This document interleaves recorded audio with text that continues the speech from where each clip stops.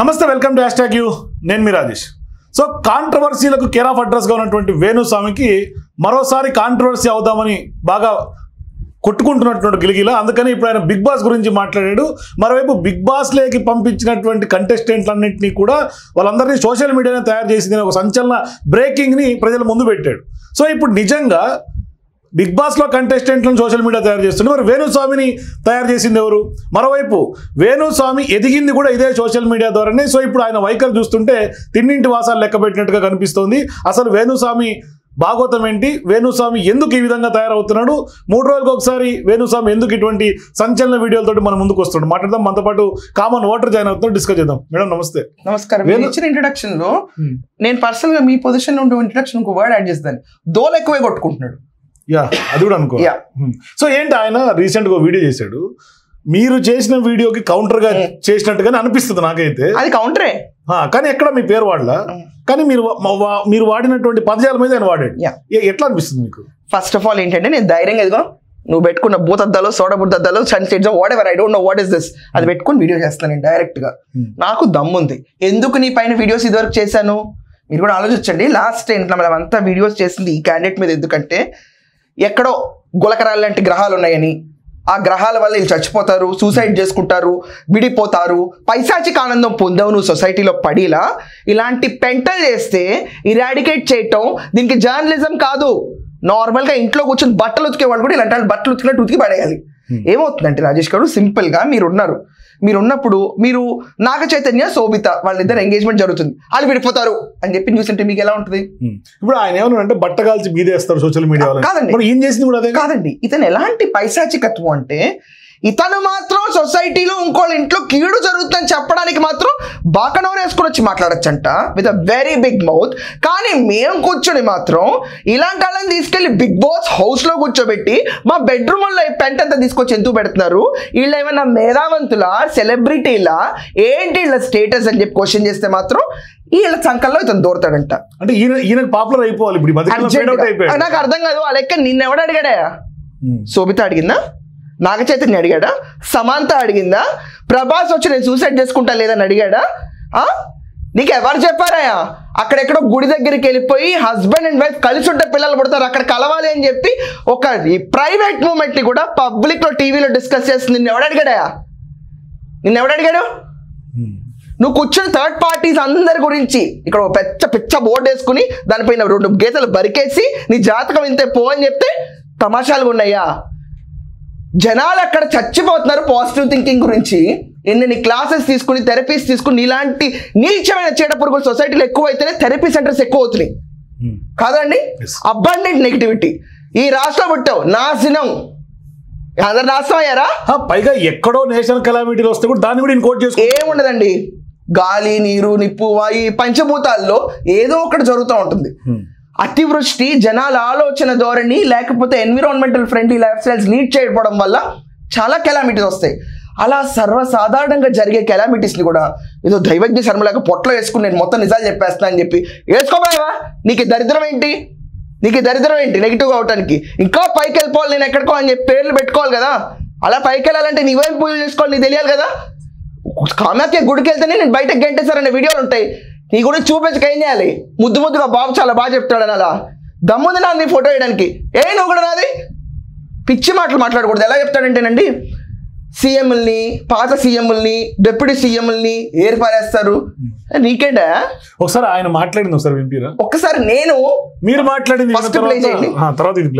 Drainage company తీసుకొచ్చి మా bedrooms లోను మా హాల్స్ లోను కూర్చోబెట్టి టీవీలో వేసేసి మా ఫోన్లో పెంటంతా తగలెట్టి ఒక రియాలిటీ షో అని పేరు పెట్టుకుని దానికి వ్యూవర్షిప్ కోసం ఎంత నీచానికైనా దిగజారుతారా? రియాలిటీ షో అంటే ఎంటర్టైన్మెంట్ కావాలి. ఎంటర్టైన్మెంట్ లో కొంచెం స్టాండర్డ్ పీపుల్ రావాలి. ఎంటర్టైన్మెంట్ లో సీరియస్నెస్ ఉండక్కర్లేదు. కొంచెం నవ్వించే వాళ్ళు ఎంటర్టైనింగ్ ఇండస్ట్రీస్ చాలా మంది ఉన్నారు. సవ్యంగా చేసే వాళ్ళు కూడా చాలా మంది ఉన్నారు. వీళ్ళందరినీ పక్కన పెట్టి అక్రమ సంబంధాల్లో హైలైట్ అయిన దువ్వాడ మాదిరి వాట్ ఎవర్ ఆమె ప్రియుడు బాయ్ ఫ్రెండ్ తో తీసిన పాటని బిగ్ బాస్ ప్రచురించి ఆమె లోపలికి పంపిస్తే అబ్బాయి ఇంతకు మించిన మేధావంతురాలు లేదు, ధైర్యశాలి లేదు, ఇంతమంది ట్రోల్స్ ఎదుర్కొంది. మా పైన వస్తున్నాయి ట్రోల్స్. ఈ రోజు పనికి మారిన ఎదవలందరూ కూర్చొని ట్రోల్స్ చేస్తూనే ఉంటారు. ఒక కంటెంట్ మీద డిబేట్ చేయలేనప్పుడు ట్రోల్స్ చేస్తారు అంతే తప్ప అక్రమ సంబంధాల మీద ట్రోల్ ఎవరు చేయరే. స్కోప్ ఉంటుంది. బహిరంగంగా 4 సంవత్సరాల నుంచి కలిసి ఉంటున్నాం మేము, మాకేంటి సహజీవనం చేస్తా ఉన్న పేరుతో కూర్చుని ఈవిడికి గాజులే తొడుగుతాడా, ఆయన కూర్చుని పాటలే పాడతారా, డ్యూయెట్లే పాడతారా, అతనికి డివోర్స్ రాలేదు, ఎదిగిన కూతురు ఎలా చూస్తారో లేదు, వాళ్ళ మనోభావాల గురించి పట్టించుకోవాల్సిన అవసరం లేదు, అక్రమ సంబంధంతో పేరు తీసుకొచ్చిన వాళ్ళు కూడా ఈరోజు సొసైటీలో పెద్ద మనుషుల కింద. తప్పేమైనా ఉందండి నేను దాంట్లో? ఇప్పుడు ఆ దువ్వాడ మాధురి అని చెప్పింది వెళ్ళే ముందు, ఆ దువ్వాడ మాధురి ఎవరికి ఎలా తెలుసు? మీలాంటి మనలాంటి సోషల్ మీడియా ప్లాట్ఫామ్సే ఇట్లాంటి వాళ్ళని హైలైట్ చేసి వాళ్ళని మీరే తయారు చేశారు అంటున్నాడు. ఒక్క నిమిషం, నేను ఒక మాటకు వస్తాను. దరిద్రాన్ని ఇలా స్ప్రెడ్ చేస్తున్నారు కాబట్టి ఎందుకు దిక్కుమాలిన ఇంటర్వ్యూలు చేస్తున్నారు, ఇంక్లూడింగ్ ఈ వేణుస్వామి లాంటితో సహా మొన్న వెళ్ళిన బిగ్ బాస్ వైల్డ్ కార్డ్ ఎంట్రీల దాకా కూడా ఇంత నీచప్ స్థితిలో ఉన్నారా? చివరికి ఇది తప్ప కంటెంట్ లేదా? మీ ఇంటర్వ్యూలు భరించే దారుణమైన స్థితిలో మేము చచ్చాం కాబట్టి అది చాలదన్నట్టు ఇంకా బిగ్ బాస్ అనే ఒక హౌస్ లోకి తీసుకెళ్లి కూర్చోబెట్టి ఇంట్లో పెరుగుతున్న టీనేజర్స్ అందరికీ నాన్న నువ్వు ముసలాడితో లేచిపో, నీకు ఎఫ్ఐఆర్లు ఉన్నా పర్లేదు, అక్కడ దివ్వెల మాదిరి చెప్పింది అతనికి డివోర్స్ రాకపోయినా పర్లేదు, సుప్రీం కోర్టు పర్మిషన్ ఇచ్చింది కాబట్టి సహజీవనంలో గడిపేసి ఇంటి పేరుతో సహా మార్చేసుకుని నీ వంశధారలో నేను కరిగిపోయాను నలిగిపోయానని చెప్పి బాటలు వేసుకుని తిరుగమ్మా నువ్వు చాలా గొప్పదాన్ని అవుతావని చెప్పాలా?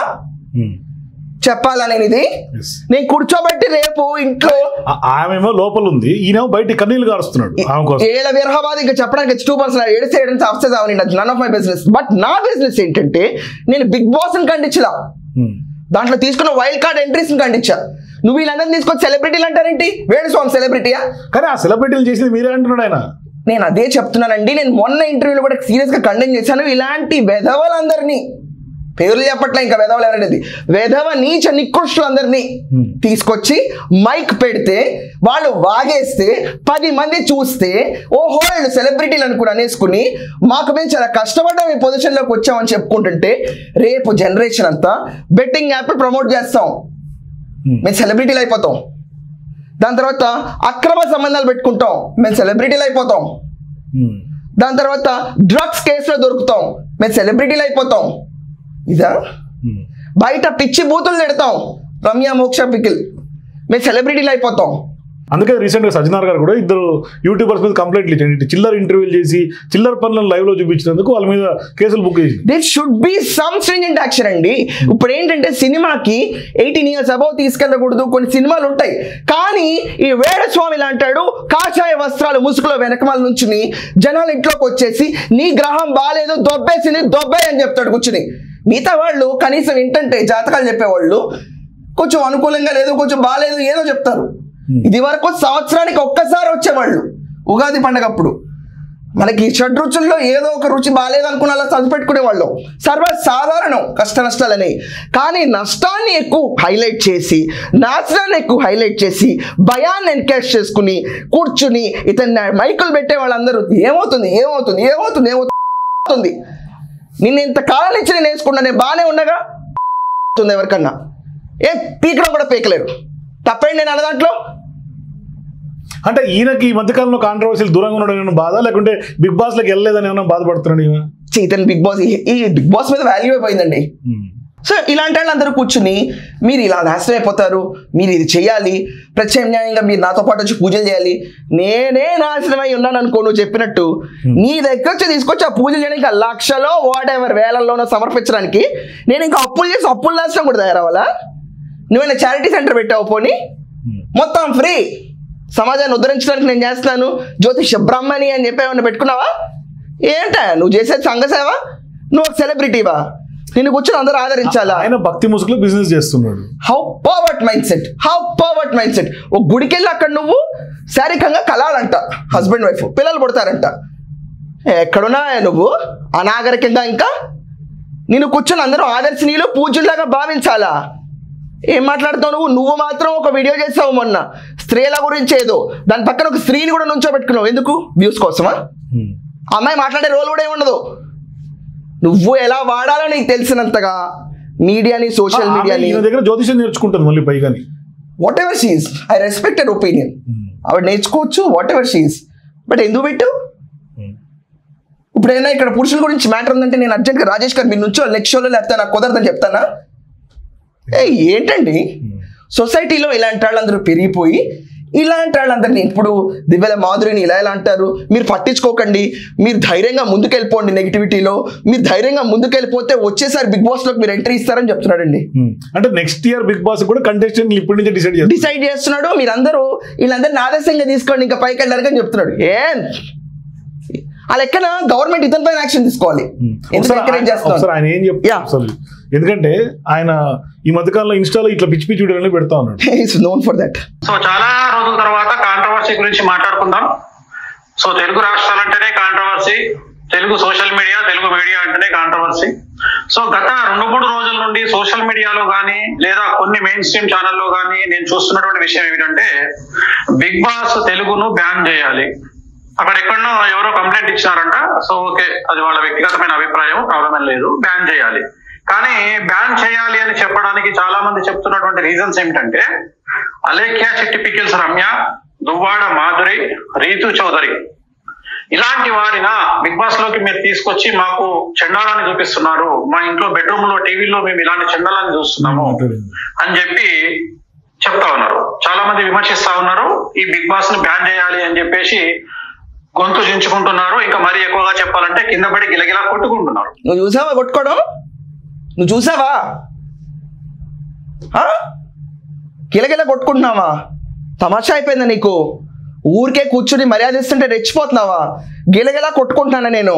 ఏమి ఈ వీడియో 16 మిలియన్ వెళ్ళిందండి, వైరల్ అయింది. వైరల్ అయితే దాన్ని పుచ్చుకుని ఒక నెగిటివిటీ చేయాలి క్యాండిడేట్ కూర్చుని. ఇప్పుడు సమస్యలు ఏం లేవు కదా, వైరల్ అవుదాం తయారయ్యాడు. నీ అదృష్టం ఎంత దరిద్రంగా ఉందంటే అది వైరల్ కూడా అవ్వదు, ఎందుకంటే నీకు అంత ఫేస్ వాల్యూ లేదని చాలా మంది చెప్తున్నారు కమెంట్స్ లో. మార్కెట్ కొలాప్స్ అయిపోయింది.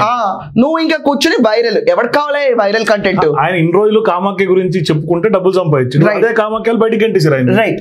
అండ్ ఇతను అంటాడండి ఇంకోటి క్లియర్ గా, వాళ్ళిద్దరి మధ్యలో పరస్పరంగా జరిగే విషయాలు మీ అందరికి ఎందుకు అంట, ఆ లెక్కన ప్రభాస్ కి డిప్రెషన్ ఉందో, సమంతకి డివోర్స్ అవుతుందో, లేకపోతే విజయ్ దేవరకొండ వీళ్ళ గురించో, లేకపోతే మొన్న అతని పేరేంటి పినిశెట్టి, అది పినిశెట్టి, వాళ్ళకి డివోర్స్ అవుతున్నాను, వాళ్ళిద్దరి మధ్యలో కుటుంబాల్లో పరస్పరంగా మిగుల్చుకున్న పెళ్లి గురించి నీ జ్యోతిష్యుడు అడగడా? అడిగాడు ఎందుకు చెప్పాలి అసలు? అది కనీసం ఎక్కడ ప్రజల్ని కూడా హాని చేయట్లా. ప్రజలకి బహిరంగంగా సెలబ్రిటీలు అని చెప్పి ప్రూవ్ చేస్తుంటే జనాలందరూ కూర్చుని వేదికలు పోడియంలో ఆహ్వానిస్తుంటే దీనికి లైక్లు షేర్లు సబ్స్క్రైబ్లు నా ముష్టిగోలు ఒకటి సపోర్ట్ చేయాలంట. దానికి నువ్వు కూర్చొని ఇక్కడ కూర్చొని నువ్వు సీరియస్ గా అడ్డలుంగి కట్టుకుని వీడియో చేసి కొడతంటే ఏమి నువ్వెంత తీసుకున్నావు వీళ్ళందరి దగ్గర నుంచి? సమాజంలో వీళ్ళనే పోర్ట్రే చేయాలి మంచోళ్ళ కింద అని, వీళ్ళని ఆదర్శంగా చూసుకుని నెక్స్ట్ బిగ్ బాస్ కంటెంట్ కి ఎంతమంది తయారవచ్చు, ఇలాంటి పట్టించుకోకూడదని చెప్తున్నావా? ఏమి నువ్వు చెప్తే నేను నీతులు నేర్చుకోవాలా? తమాషాగా ఉందా? గులకరాయి జ్యోతిష్యాలు చెప్తావా కూర్చుని? నాశనం అవ్వాలని తలరాత మీద ఉంటే నాశనం అవుతాడు. కర్మ సిద్ధాంతాన్ని నమ్మి బతుకుతారు ప్రతి ఒక్కళ్ళు. నువ్వెంత సర్వసాధారణమైన మనిషి అందరిలాగా క్లియర్ గా. పైగా ఈయన చెప్పనంటాడు, మళ్ళీ 3 రోజులు చెప్తాడు. ఏమండి ఇతను అందరికి ఏం రైట్ ఉంది వాళ్ళ పర్సనల్ లైఫ్ గురించి ఇలా మాట్లాడడానికి అన్నప్పుడు నువ్వెవడివి? తెలుగు రాష్ట్రాలలో ఎవరికన్నా తెలుసా? తెలియదు. ఎలా తెలిసింది? ఒక కస్టమర్ కు ఒక అమ్ముకునేవాడికి, పచ్చళ్ళు అమ్ముకునేవాడికి మధ్యన వ్యక్తిగతమైనటువంటి ఒక అంశాన్ని తీసుకొచ్చి మొత్తం మీడియాలో పెంట చేసి అలేఖ్య చిట్టి పికిల్స్ అంటే జనాలకు తెలియజేసింది ఎవరు? సదరు వ్యక్తులు. ఒక దువ్వాడ మాధురి, దువ్వాడ శ్రీనివాస్ అనేటువంటి వ్యక్తిగతమైనటువంటి వాళ్ళ వ్యక్తిగతమైన కుటుంబాలకు సంబంధించి ఆ 2 కుటుంబాల జీవితాలు వాళ్లకు నచ్చక వాళ్ళు విడిపోయి వాళ్ళు వేరేగా సంసారం చేసుకుంటుంటే దాన్ని తీసుకొచ్చి అది రంగు బొంకు అంటూ టీవీలలో చూయించి టైంపాస్ 2-3 నెలలు టైంపాస్ చేసింది ఎవరు? సదరు వ్యక్తులు. ఇతను ప్రాబ్లం ఏంటో తెలుసా అండి? వాళ్ళ షోరూమ్ ఓపెనింగ్ ఇతను వెళ్ళాడు. సో వాళ్ళని అర్జెంట్ గా సమర్థించేయాలి, అర్జెంట్ గా భుజాల మీద వేసుకుని ఎలా మాట్లాడతారు? మీరు రంకో బొంక అని చెప్పారు అనుకుంటారు. రంకు బొంక ఎవరు అనలా ఇక్కడ, ఆయన అంటున్నాడు. నువ్వు అనుకుంటున్నావు రంకు బొంకు వర్డ్లు ఎవరు అనలా. ఈ బేక్ మాటలు నేను మాట్లాడేది నువ్వే. ఇప్పుడు బొంకు, డొంకు, వంకు ఇలాంటివి నువ్వు పెట్టుకోవాలి. ఎవరు అనలా ఆ మాటలు. ఏమన్నారు? లివ్ ఇన్ రిలేషన్షిప్ లో ఒక పర్సన్ కి నేను 60 రీచింగ్ 60 సబ్జెక్ట్ టు కరెక్షన్ అతనితో ఈవిడ ఎల్లు ఉంది కాబట్టి అతను ఆవిడ ఎల్లు ఉన్నప్పుడు కూడా ఎవడో చేయలే, ఎవరికి అవసరం లేదు. అసలు who wants to no this couple? ఏం ఆదర్శం ఏమని చెప్పి జనాలకు చెప్పాలి ఇక్కడ కపుల్ గురించి? వీళ్ళని తీసుకెళ్లి బిగ్ బాస్ లో పెట్టినప్పుడు వీళ్ళు ఎలా సెలబ్రిటీలు అయ్యారా, వీళ్ళు ఎలా హైలైట్ అయ్యారనే టాపిక్ మీద మాట్లాడారు తప్ప ఎవరు కూర్చుని దువ్వాడ శ్రీనివాస్ ఆవిడకి అన్యాయం చేశాడు, దివ్యల మాధురి ఆయనకి అన్యాయం చేశాడు, నాకేం అవసరం? Who wants to know the dirty linen? మీరు తీసుకొచ్చి your washing the dirty linen in front of public and press. అదేంటే తప్ప. ఒక్కసారి ప్రెస్ ముందుకు వచ్చి పబ్లిక్ ముందుకు వచ్చి వీఆర్ వెరీ ప్రైవేట్ పీపుల్, కుదరదు, నకరాలు ఆపాలి కాదండి. They watch the dirty linen in public. వీళ్ళందరూ కూర్చొని నీతులు చెప్తారు. నువ్వు షాప్ ఓపెనింగ్కి వెళ్ళిన క్యాండిడేట్వి అహో అహో అని భుజం మీద తీసుకుని మోస్తావు. అంటే ఆయన ఎంతో కొంత తీసుకుంటాడు, పాపం స్వామి భక్తి చాటుకుంటున్నాడు. ఇతని గురించి ఎక్కువ టైం వేస్ట్ చేసి ఫోటో పెట్టినా. ఇవన్నీ కాదు కదండి, ఇప్పుడు నెక్స్ట్ బిగ్ బాస్ కి మీరు ఎవరిని సెలెక్ట్ చేసి పంపిస్తున్నారు? ఆయన చెప్తున్నాడు కదా నెక్స్ట్ బిగ్ బాస్ వీళ్ళే క్యాండిడేట్ సెలెక్ట్ చేస్తారు కంటెస్టెంట్లు అని చెప్పేసి. ఒక పని చేస్తే బెటర్ అండి, ఈ క్యాండిడేట్ తీసుకెళ్ళి బిగ్ బాస్ లో పడేయండి. బెస్ట్. ఆయన వెళ్ళాలని కోరుకుందేమో ఆయనకి. తీసి పడేస్తే రాసులు గ్రహాలు అక్కడ కూర్చుని అసలు ఇతను ఎందుకు గెలవలేదు, ఇంతమందిని రాజయోగం ఈ యోగాలు తెప్పిస్తాను కదా, నీకు గనక బిగ్ బాస్ టైటిల్ రాకపోతే నీ యోగాలకు విలువ ఉండదని చెప్పి లోపల పడేసి గెలిపించేదాకా బయట. ఇప్పుడు మీరు చెప్పిన తర్వాత ఈ వీడియో వైరల్ అయితే బిగ్ బాస్ చూసి నిజంగా తీసుకెళ్తే ఆయన్ని తీసుకెళ్లి గెలిపించకపోతే ఈ యోగం లేదు కదా, గెలిచినప్పుడు కదా ఈ క్యాండిడేట్, అప్పుడు చూద్దాం. Thank you. మొత్తం మీద బిగ్ బాస్ ఈ వీడియో చూసిన తర్వాత వేణుస్వామి నిజంగా బిగ్ బాస్ లోపల తీసుకెళ్తే ఆయన యోగం ఏంటో కూడా ప్రూవ్ అయిపోతుంది. సో మీరు కూడా నిజంగానే వేణుస్వామికి యోగం ఉందా లేదా, ఎందుకు ఈ విధంగా గిలగిలా కొట్టుకుంటున్నాడు, కాంట్రవర్సీల్లో ఆయన ఇప్పుడు పాలు పంచుకోవట్లేదని బాధపడుతున్నాడా, మీ అభిప్రాయాలు కింద కామెంట్స్ లో తెలియజేయండి. For more videos please watch #.